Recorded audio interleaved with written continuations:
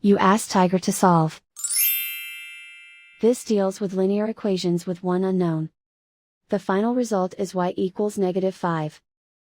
Let's solve it step by step.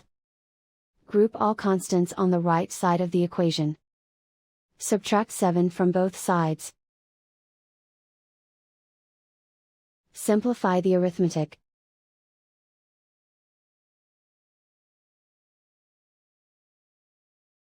Isolate the y. Divide both sides by -3. Cancel out the negatives. Simplify the fraction. Move the negative sign from the denominator to the numerator. Find the greatest common factor of the numerator and denominator. Factor out and cancel the greatest common factor. And so the final result is y equals -5.